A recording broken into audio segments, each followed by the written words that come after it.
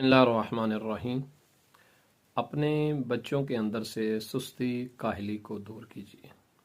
अगरचे थोड़ा सा ये काम सख्त है वालिदैन के लिए कि वो बच्चों के अंदर सुस्ती काहली किस तरह से दूर करें, चूँकि इसके लिए थोड़ी सी सख्ती करनी पड़ेगी और हर वालिदैन का फ़र्ज जो है वो इस उन्वान से कोशिश करने का अहल नहीं होता।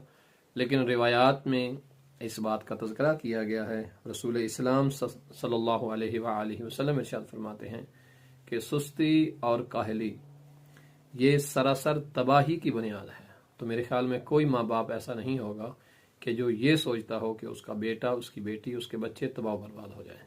अगर बच्चों को तबाही और बर्बादी से बचाना है तो बच्चों को सुस्ती काहली से निकालिए, और बच्चों की सुस्ती और काहली फ़कत माँ बाप ही बेहतर अंदाज में दूर कर सकते हैं अगर वो करना चाहें तो।